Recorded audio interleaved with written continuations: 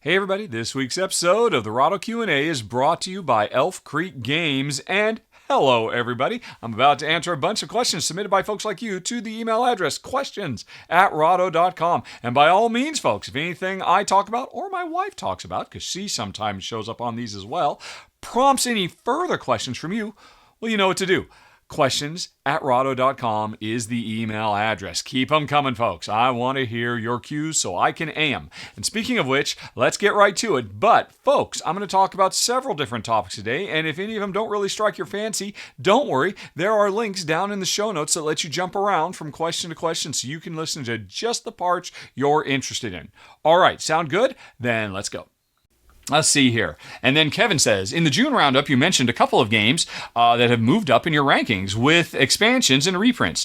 Is there any game you can think of that could become your number one game with an expansion or some tweaks for a reprint or a second edition? Sure. Pandemic.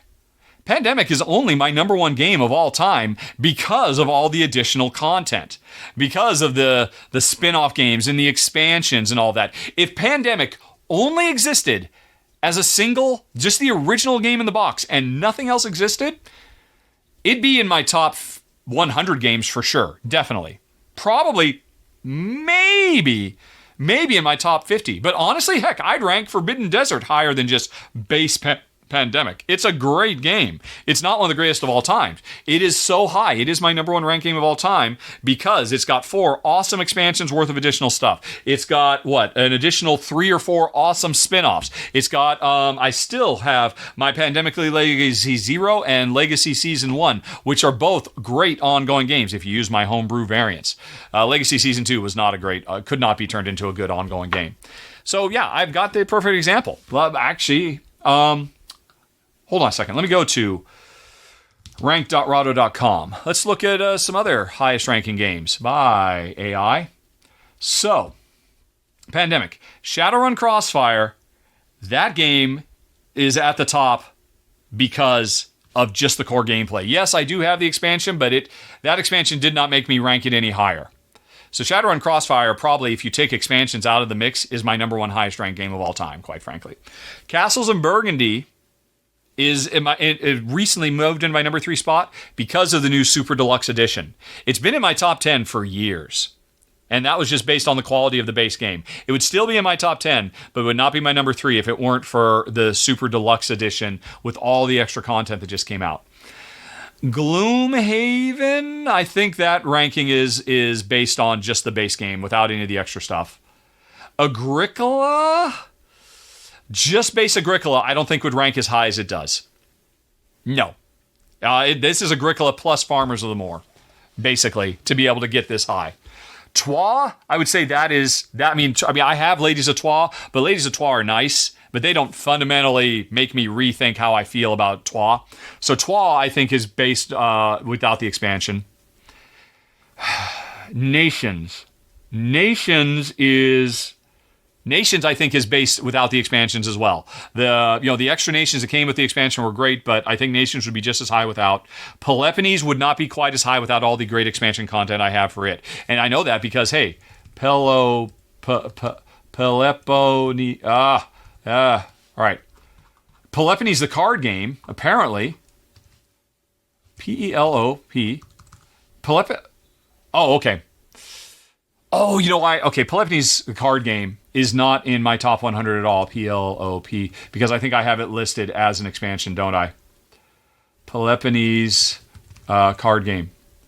Peloponnese, the card game, Patronus. Oh, come on, why is this hard? Yes, I have it listed as pre-order, which means I've effectively classified it as an expansion. But back when when I didn't do that, when I classified it as its own standalone game, I think it was somewhere in my 50s or my 60s, which is probably where Peloponnese would be. Keyflower, I'm judging that just on the base game. I love all the expansions, but I don't need any of them. Just the base game of Keyflower is so great. Dominion would not be in my top 100. Wouldn't be in my top, maybe it would be in my top, no. Dominion would not, Dominion without expansions, I would have gotten rid of. I would not keep it. Just if all you had was just the base box of Dominion, I'd say, wow, that's really great. And after 20 games, I don't want to play this anymore without additional content to mix it up. Roll for the Galaxy it's earned its spot based without expansion. So again, if we're ignoring expansions, Roll for Galaxy is really in my top 10, not in my top 20, and so on. So, sorry, I mean, that's actually an interesting thought exercise, but I mean, hey, that was a little bit. So there were a few games that I think fit that bill. Kevin, yes. Do I believe any game will overtake Pandemic as my number one game, or is there too much nostalgia and memories for Pandemic to be dethroned? I don't think so, no. There's just too much content for, I mean, make no mistake, Dominion does get, a big pass due to nostalgia being, my gateway into the game. But it's not just that. If I had never played Dominion before and some other game had been my gateway, Agricola, let's say, had been my gateway. And, wow, it's hard to say. What if Dominion had never come out? Because if Dominion had never come out, there would be no other games like Dominion. 90% of all co-op games that I love that come out these days, stand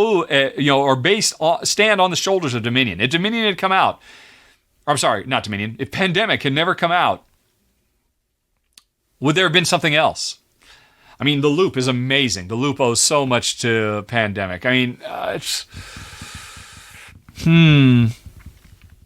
So I'm trying to imagine a world if Pandemic were truly the first of its kind. Hey, here's your action points. Here's a series of things you have to do while traveling aboard, while also trying to fight fires, while working on a bigger thing. Multi-use cards, everything Dominion does that is so brilliant. If I played it for the first time now, I think I would still rank it again, probably somewhere in my mid top 50. And if it got all the expansions and all the spin-offs and all the different ways you can experience Pandemic, it would probably punch its way all the way back up to number one. So I don't think it's nostalgia that puts it at number one. It's an amazing, transformative, industry-wide, transformational gameplay combined with a bit of nostalgia. I won't deny that, but mostly just an insane variety of content built on the back of one of the greatest gaming systems humanity has ever created. Period. No pressure, Matt Leacock, on your next game. Alrighty. Most of my top-ranked games are older, especially top 10. Do you think that's because you had more time to play those games before the channel took off and became what it is now? You mentioned you always have a big stack of games need to be played. Is there a game, if you had time to play more, would it move up in the rankings? Oh, yeah. Here's the weird thing about me. The more I play a game, the more I love it. The more I want to play it more. It becomes like a virtuous feedback loop. It seems to be the opposite. Most people, the more I play the game, the less I want to play it. For me, the more I play a game, the more excited I get about it. And the only problem is that that would probably be true for everything. That would be true for Pandemic as well. Yeah, I played base Pandemic a bajillion times, but I've only played Pandemic Hot Zone with the combining the two games into the new general version. I've only played that a few times. I've only played Fall of Rome a few times. Pandemic would keep pushing its way up too. So it's interesting. In that thought exercise I just did a few minutes ago, the games that I said, no, I think this exists here. But you know what? Several of those games. Let's go back. Let's go way back when. Let's come back over here. Let's go back to the top. Pandemic I played a lot. Shadow and Crossfire I played a lot. But that's a newer game, quite frankly. That's not like a super old game. Burgundy I played a lot. Gloomhaven I played a lot. Agricola I played a lot. Troyes I played a fair bit, but not a lot. Nations I have played some, but not a lot or even a fair bit. I've played Nations, maybe a half a dozen times, period.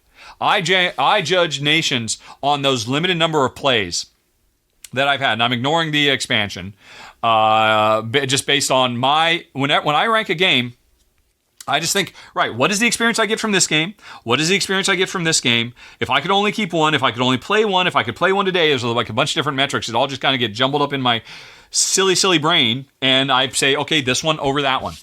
And I think, what is the newest game on this list?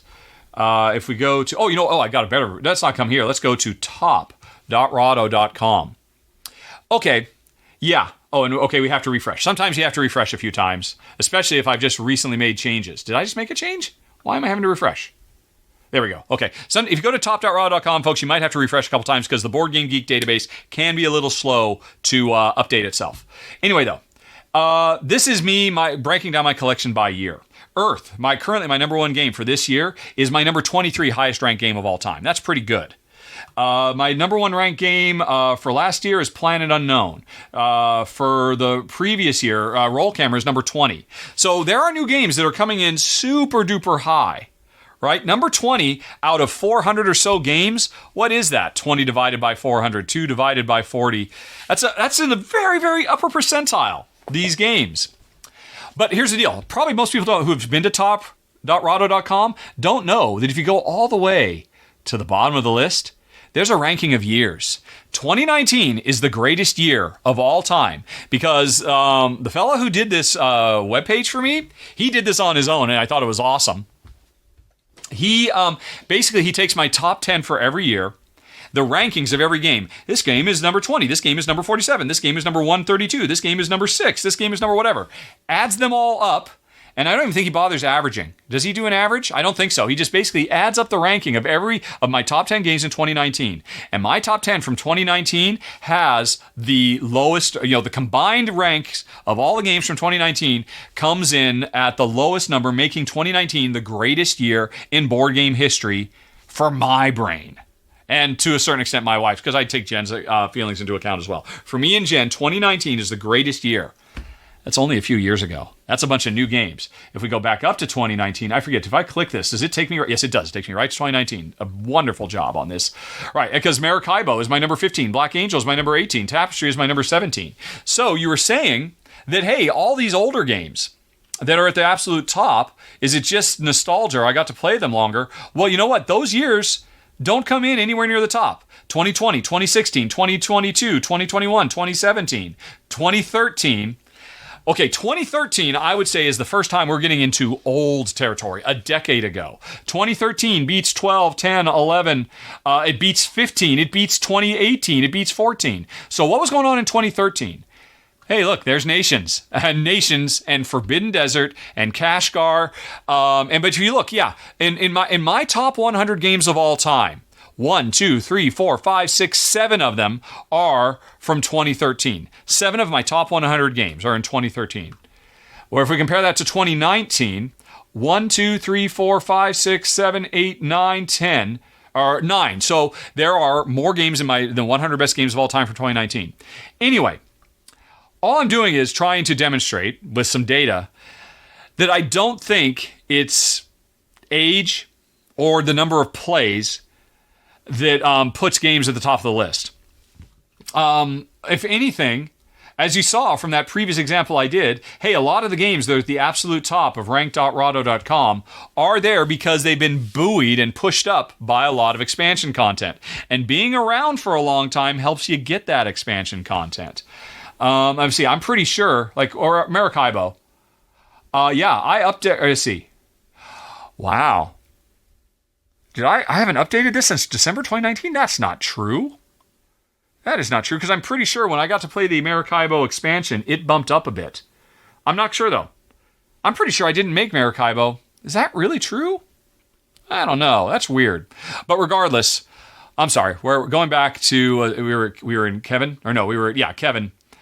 I think there's some truth to it, but no. I try very, very hard when I'm ranking games to really think of them in the moment, to compare what would my experience be playing this game right now, today, versus this other game.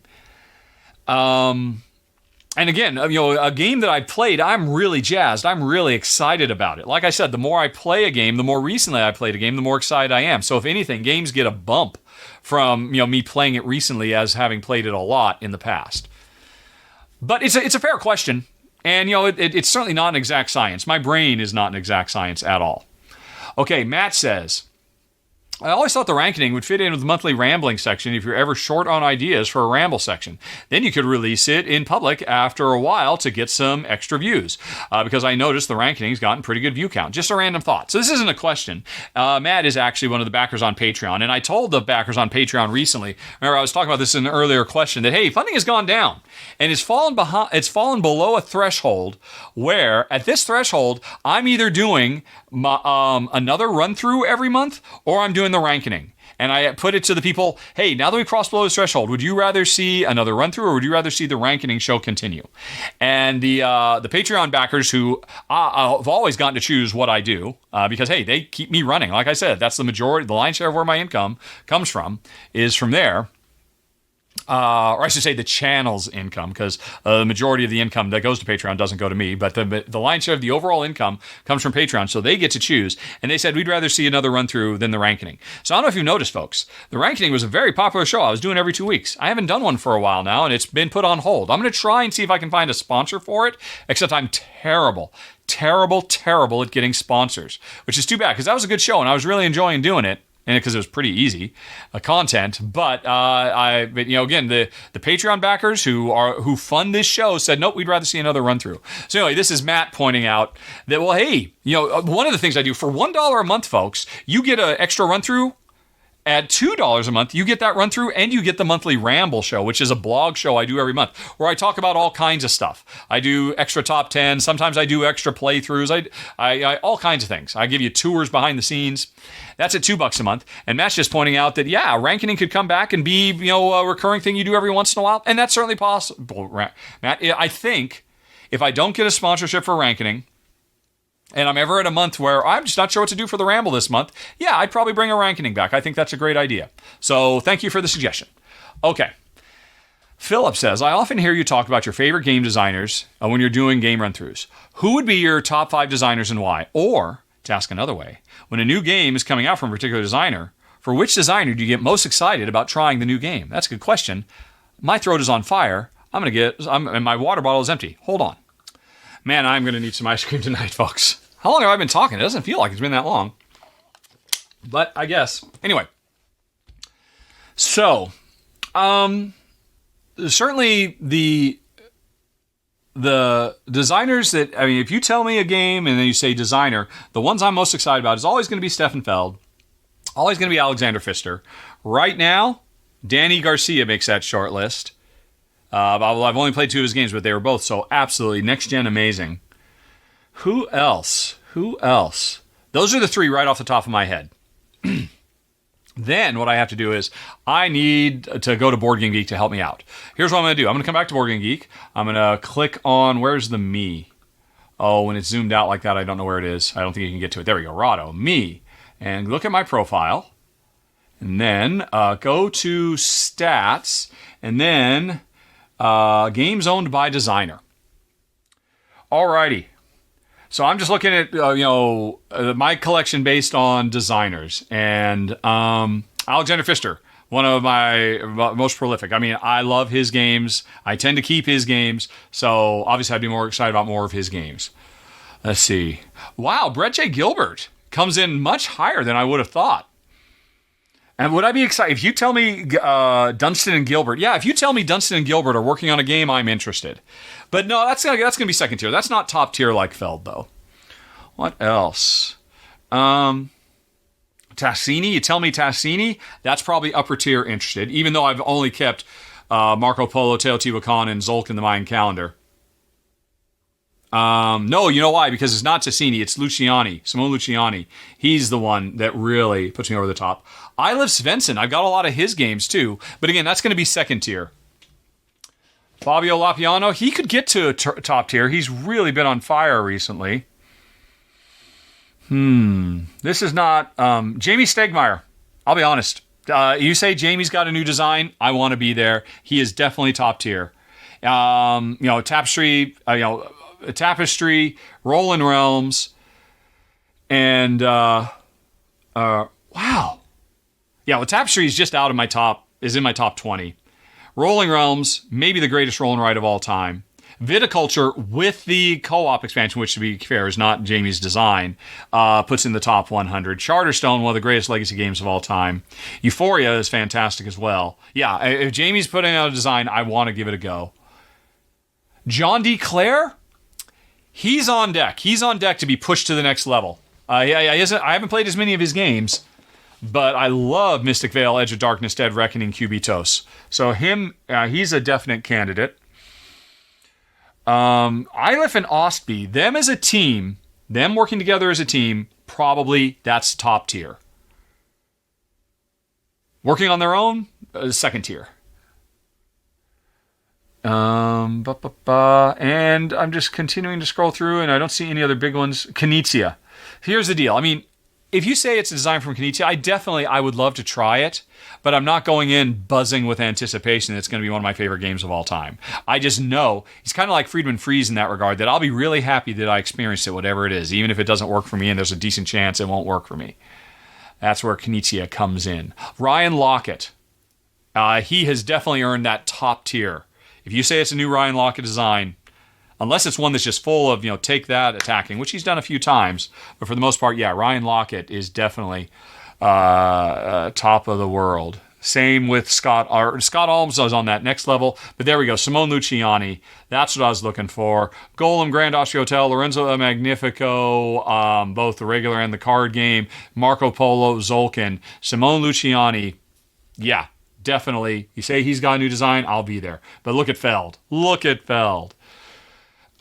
Steve Finn, he's definitely second tier too. Which means, I'm very interested, but not... and Uwe Rosenberg. Uwe Rosenberg used to be top tier, but Uwe Rosenberg is going to be second tier now as well. Because we've gone different ways. But Vladimir Suki, that's another one. You tell me a new Vlad game is in town, that goes to the top of my must-have list.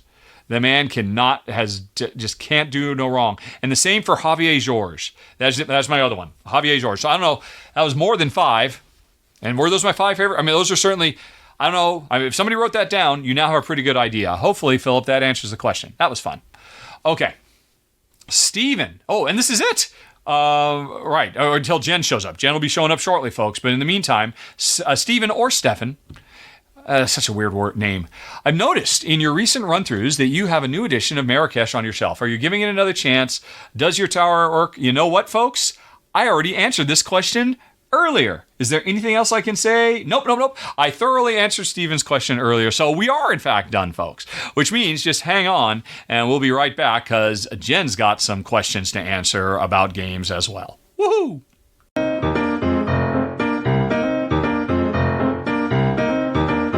Okay, everybody, I am back. And Jen is back with me. Hello, everybody. There she goes. Oh, there you go. Hello. Jen just sticks her hand way out there, nowhere near the camera. That's the camera right there, honey pie. You're looking at the screen try and, get and not the camera. I'm like a zombie. There you go. All right. So we've got a few more game questions that Jen might be able to handle that were sent in, specifically requesting her feedback. And then... Okay. All right. Jen's having a good time. Jen doesn't seem to realize I've already been doing this for 2+ hours already. She did give me some nice honey water. And again, honey, you're looking at the screen, but that's the camera over there. You have to be... There you go. Continue trying to do the zombie thing. Yeah. Okay. I'm easily entertained. What can I say? She's having a good time. All right. Honey pie. Jack says, I've loved each of the Pandemic Legacy... I need a sock puppet. No. A sock puppet. Hello. All right, you're just going to keep on pretending to do that. I have loved each of the Pandemic Legacy seasons so far. Do you have any ideas for the next one? Any themes you'd like to see explored? What do you think of the following ideas I had, just in case any ideas from these pop up from these themes? So first of all, honey, the themes are, of course, Pandemic Legacy Season 1 was just modern day. It was pandemic setting. Then there was a post-apocalypse Mad Max future. And then there was 50s era spy versus spy type stuff. Okay. So, those are the ones they've done. But can you... And that's it. The storyline is over. Sorry, Jack. They're not doing them anymore. But if they were, where should they go? When should they do? What should the cubes spreading all over the globe represent? Or it doesn't have to be the globe. I mean... How about something AI? Mm-hmm. How about some sort of AI virus? Okay. That is actually not a virus that hurts humans, but just infects computers. So the board is cyberspace instead of the real world? Or? Sure. Yeah. All right. Someone who's trying to send us back to the Dark Ages and get rid of computers entirely. Maybe the Amish. Perhaps the Amish. I don't think that's what the Amish are out to do. I don't think they are. But I'm just saying, or the Luddites. I don't know. The Luddites. Okay. Well, I'll tell you what. That was an interesting idea. I don't know if you can make a whole 12-chapter campaign about cyberspace. Plus, I don't think it would fit in with the existing stuff. But I don't know why you're staring at me like that either. What's going on? Nothing. You're just starting to list to one side. I was thinking. Oh, okay. I was well, thinking. Jack did have some suggestions. All right, let's hear what Jack First says. of all, an Indiana Jones style. You fly around the world investigating ruins for magical artifacts, and you have to stay ahead of the Nazis. Oh, the Nazis. So the cubes would be Nazis, you see. Much like the cubes were the Soviets in Pandemic Season 0. This could actually work as a prequel for Season 0, and then Jack has spoilers, which I won't spoil because... But obviously, I mean, I could totally imagine, if 0 was set in the 50s, yeah, you set something in the 30s and 40s, and hey, stuff was found that directly leads into the events of 0. That would totally make sense. So, what do you think of an Indiana Jones style, literally traipsing around, trying to get all the archaeological things before the... I guess what that would mean is the cubes just wouldn't be spreading for no particular reason, because it's not like the Nazis took over South America, during this time frame. It'd be more about they're probably spreading, trying to reach specific spots to be able to get a thing before we could get them. So they'd probably be... I mean, we've seen this kind of in some of these spin-off pandemics where the cubes don't just, we just universally go in every direction, but instead they have like paths that they follow as they spread. And there were things like we could, that was the Fall of Rome one, where they would follow along paths as they were trying to spread towards Rome, and we could, if we cut off their supply line, then that would stop their spread. And so that'd be kind of interesting, I guess, because the cubes would not be just trying to literally take over the world, but just trying to reach spots before we could reach them. But of course, the whole point of Pandemic is you can just go anywhere you want. But of course, the place in Laos that we have to find, whatever it is, it would still be a case of just having the right set of cards at the right time. The same way you have to... Curing a disease would be getting the what's-it. Well, rather than artifacts that are already planted somewhere in the world, what if we instead had alien artifacts that were sprinkled all over the world? Oh, people don't want to hear about aliens combined with Indiana Jones, but go on. No, not I'm just as a separate Oh, thing. you're okay, so go on. Yeah, so, but the aliens have given us 2,000 years after Christ to get our stories figured out, and because we don't have a cohesive civilization story yet or something like that, these artifacts are going to start activating and spreading the real truth of the alien seeding of our planet and something, I don't know. Something like that. So you're saying the spreading of the cubes is some kind of knowledge spread? Yes, from the aliens. From the aliens. Yep. I do think there's something interesting there. I like the idea... I don't know if I like aliens in 2,000 years and all that, but the idea of knowledge being the virus that spreads is really kind of cool, because of course that is very, very reflective of our modern society. And maybe maybe it wouldn't be a worldwide thing, maybe it'd be more of a citywide thing or just a countrywide thing. And I guess you could equally look at it as disinformation spread. Yeah, no, that's what I mean. Yeah, I think that's actually a really interesting idea. All right, Jack's next thought, the Black Plague. Trying to stop the spread of the Black Plague in Europe using what they knew at the time. I'm not sure what new mechanisms would come from that, but I'm sure they could come up with something great based on the limitations of medical knowledge, like they did with Iberia. I was going to say, Jack, they did all this with Iberia. Although anachronistic, I'd love to see a Plague Dr. Cowl in there. Yeah, I mean, the cool thing about Iberia was it was on such a smaller scale because it was just literally the Iberian Peninsula, and the cubes did not represent just, hundreds or thousands of sick people. They represented literally individual people that were moving around trying to get to safety, because we built hospitals and the virus would spread specifically towards the hospitals, and the hospitals could get overrun, and that was really interesting. So, what would they do that doesn't repeat what they already did? I have to admit, I don't really know much about... What I know about the Black Plague of Europe, I mostly know from playing the Vladimir Suchy game, Messina 1347. And, let's see. What was in Messina 1347? There was a lot about fire, about burning the plague out. So that is an interesting idea. Of not just, you just walk in and you spend actions, you just move the cubes away and they're gone. But rather you have to take steps above and beyond just moving to a space and saying, I will spend 3 action points and get rid of 3 cubes. But rather that, those cubes represent, I guess there've been, quarantines. But just the idea of fire, using fire as a tool to, because that's the thing. That is what they believed, is what little I understand. Again, mostly from Messina 1347, so I've never really done much of a study of it, is that, they quarantined people, but then they burned everything down. And so a destructive element that we have to choose to basically tear things apart to stop the spread, I think there might be something interesting there. Yes. You still thinking about aliens? No, unfortunately, this has brought up something else I just recently read about how why women and witchcraft and they were burned at the stake. So I don't know if I want to bring this up right now. It's kind of an interesting thought exercise, but a little bit depressing. So okay. Anyway. Yeah, I can immediately imagine where you might be going with that. Yes. I think any of the themed pandemics would be great as legacy games, and the one that Jack would most likely see would be Rome and Iberia. I completely agree with that. Rome and Iberia are the two best ones, I think. I really liked the water one. Can't think of the name of it now. It's right here. Oh, Rising Tide. I really liked Rising Tide, but that one was just so much extra work with the way the cubes flowed like water, and although it was a real pain with the entire map in Dutch instead of English, it made everything hard too. Yeah, I'm inclined to agree, but I'm trying to think. Because without getting into spoilers, they told a complete story. They're done.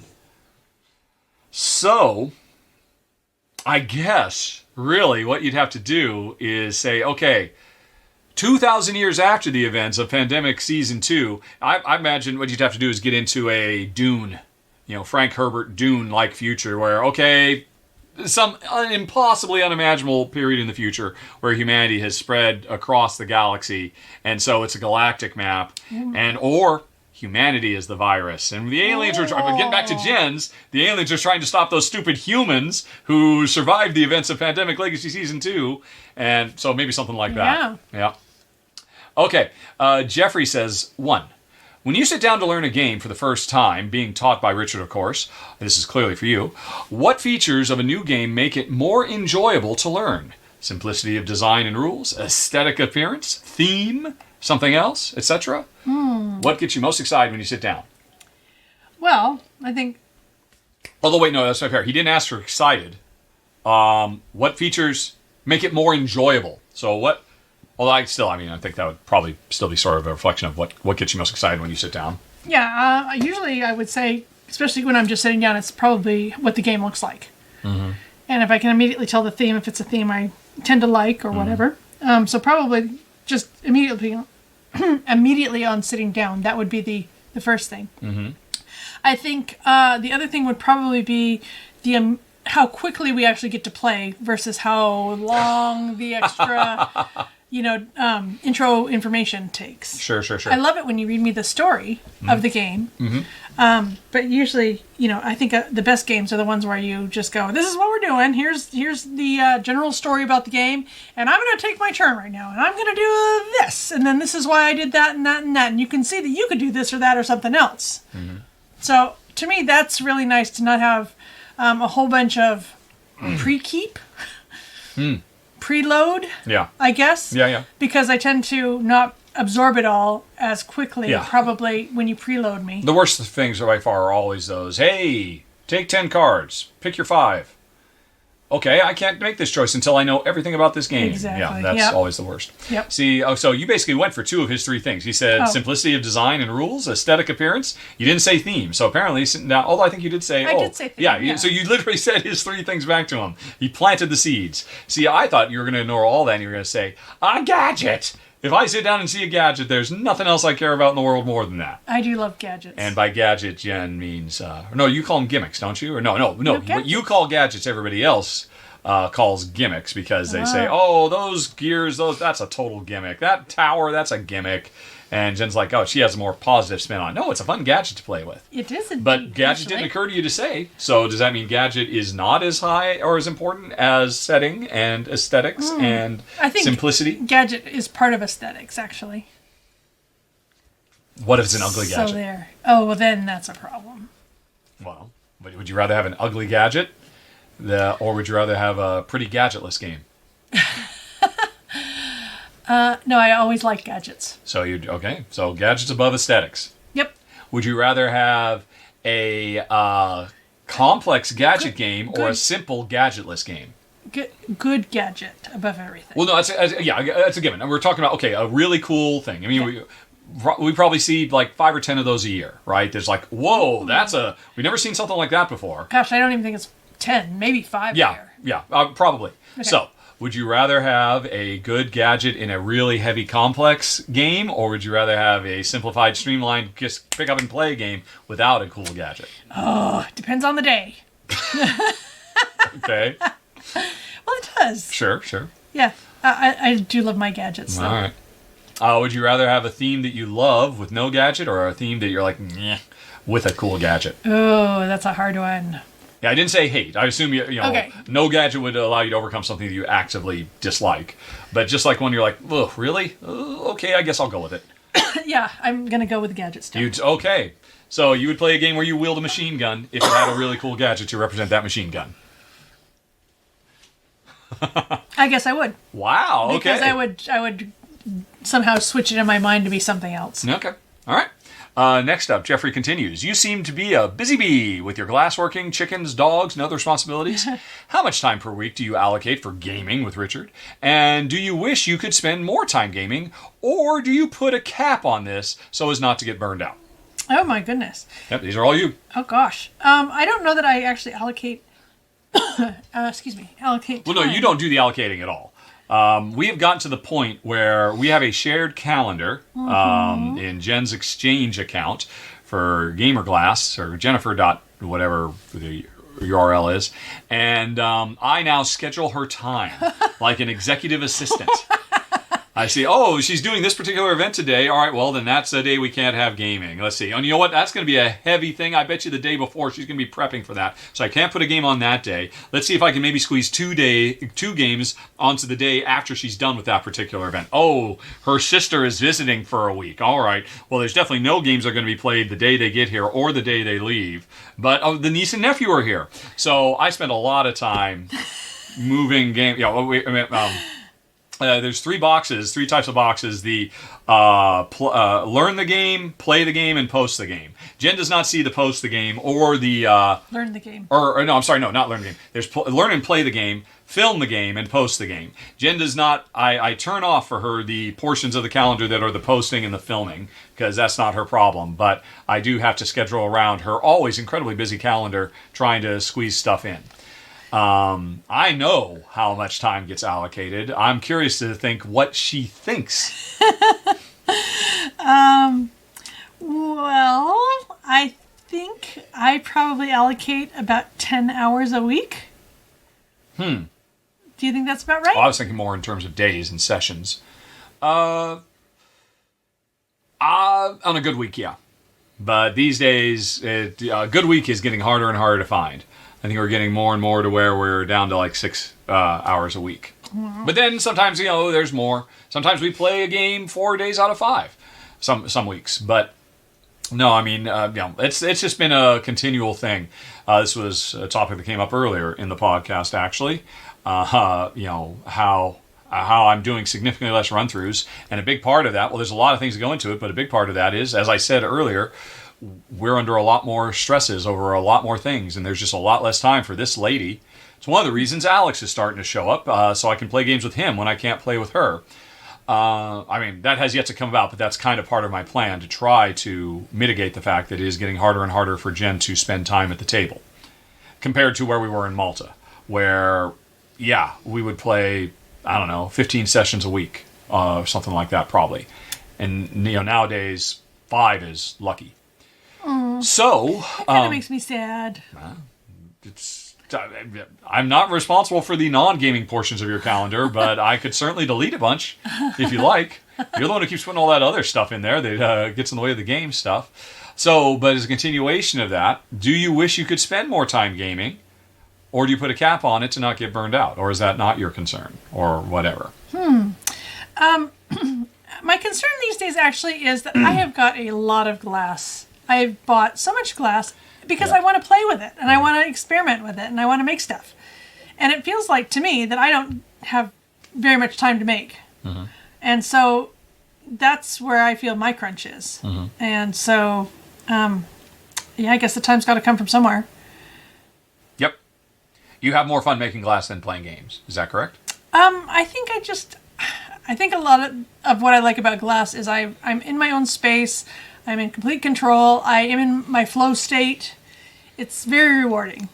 And I'm definitely not in a flow state or anything when I'm playing games because I'm having to learn something new and I'm not in control. And it's just not the same thing for me. And so, I think especially with some of the other stresses in our lives right now, what I want is some peace and quiet and time alone and, time for me to do what I want to do. So, that sounds like gaming is becoming work for you. Which circles back to Jeffrey's question of, are you worried about burning out? No, because we're getting ready to go on a big trip in the winter. And I think that... And you're taking a bunch of glass to keep working. It's not working. It's so I can keep my creative juices going. Okay. All right. Well, I guess we'll say, Jeffrey, you'll have to check back in roughly, 10 months from now, I guess, when we'll be back? March, April, May. But did you think that we had lots of time to play games when we were on the road for the Utah trip? That's a good question. I don't think so. I think I had to work really hard. There was that one time when we just basically stopped moving for no reason in the middle of nowhere and there was nothing to do. And then we played a bunch of games there. But pretty much every place else, there was the stretch of, well, okay, we're here. Okay, we're going to be here for a while. We could play, or we could go do other things. And so gaming was still very, very hard to make time for, even when we were living on the road and you didn't have any of your glass to do. Yeah. Because, we're in this national park. We have to go see all the things. We have to do all the stuff. Or there was something broken down in the RV and we have to take care of that or whatever.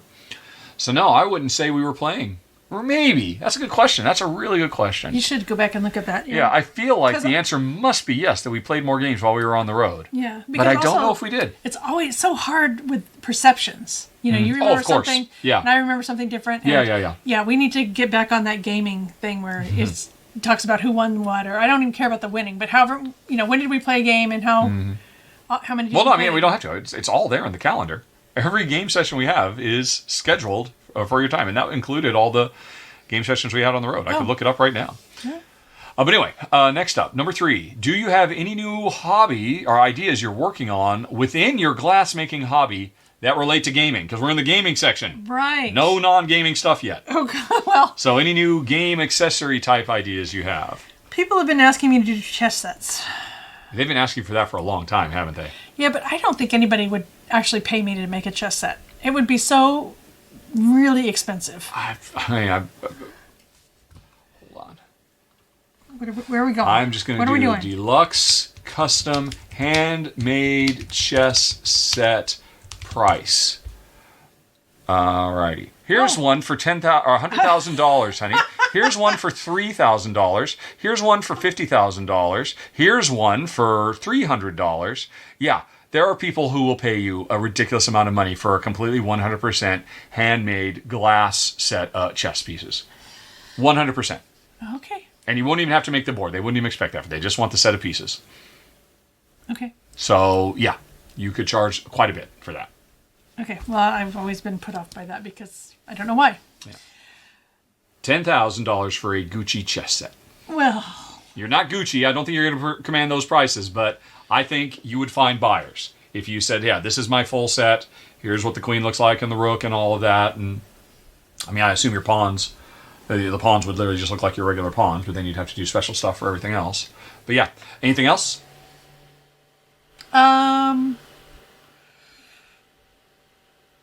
Well, I'm getting into silver glass finally. I mean, I feel like I've been collecting it for years and fiddling with it, but now I'm kind of actually devoting some time to really mastering it. Mm-hmm. So I would say silver glass pieces.